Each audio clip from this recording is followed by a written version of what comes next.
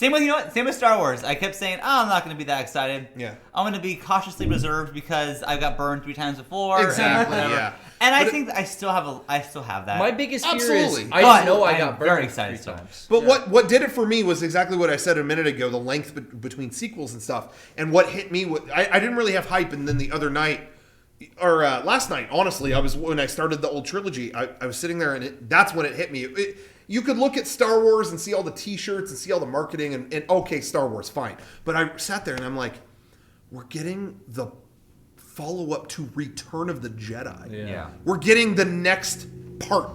That was what hit me. It's like, shit, that's a few days away. And it really hit me. Yeah, I was watching... Hard not to be excited. That scene where Luke cuts off his training and leaves Dagobah, and Yoda says, or Yoda's talking to Obi-Wan, and he's like, oh, this is our only hope. No, there is another. Yeah. And this and that, referring to Leia and stuff. And I was thinking then, when that happened, like, fuck, in this new movie, Luke Skywalker might still be the one to bring balance to the Force. Like, yeah, I have a feeling like this new movie is going to really show us these old characters. Like, it really sunk in. Like, I might get to see Luke Skywalker defeating the dark side. But it could also be the story of of the course, other. of these new characters. I saw this radical...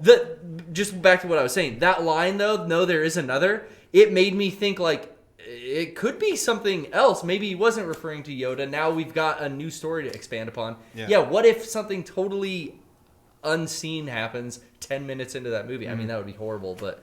I saw this really interesting YouTube video that explained this theory that in Return of the Jedi, Luke actually does turn to the dark side. And it was really fascinating, and it made some really, really interesting points. Talking about, like, the colors of the lightsabers, how blue represents good, red represents absolute bad. But in the third one, Luke has a green lightsaber, which kind of you can't place. Is he good or is he bad?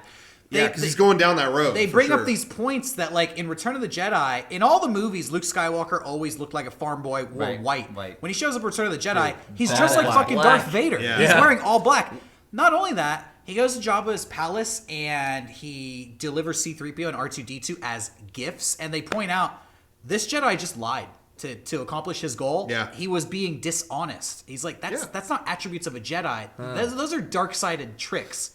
And even later on in the movie, like, when Darth Vader, Rocco's favorite part, says, like, oh, you have a sister, and Luke loses it, and he feeds into his rage. But that's part of the story, though. Yeah. That's not a secret, because what happens is when he beats Darth Vader down, he looks at Darth Vader mangled, and he sees the machine parts hanging out of his chopped off hand, and he looks up at his own. And then he puts his lightsaber down and he goes, I'm done.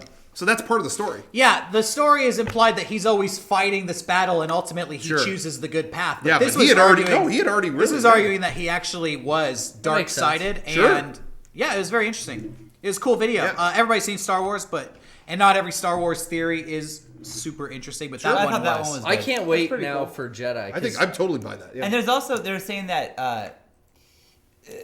there was some other forward, and it was saying like how he always stayed evil. He never went. Never, and like how he knew Darth Vader would try to save him because he saw the good in him. Yeah. And then they said like him burning the body was him like saying like I'm taking over as like what you were. Like I am gonna be this now. Like I don't know.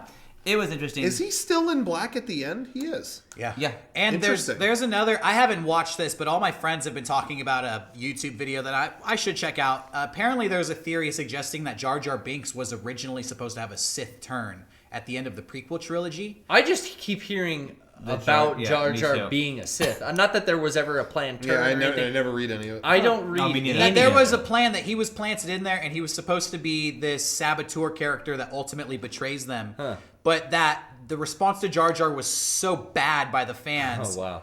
Lucas abandoned that plot, and that's why you have like Dooku show up suddenly as like an undeveloped, like he doesn't have a story in the early movies. Gotcha. He's like implanted in there because they had to change someone. Yeah, they changed course. Yeah, Darth Tyrannus or Count Dooku or whatever. It did feel like shoveled in, really. Yeah, like just, here's Christopher Lee, or who played him? Yeah, Christopher Lee. Yeah. Star Wars theories abound on the old ones and the new ones. Now, Rocco brought this to my attention, so I think we should do the fans a favor and tell everyone this as well. Yeah. That the children's Someone fucked book up. or the children's novelization or the children's picture book. There or is whatever. a children's book that was coming out about the Force Awakens. All the shit, all the official merch, like the soundtrack, books about the movie, whatever. It comes out Friday at the same time.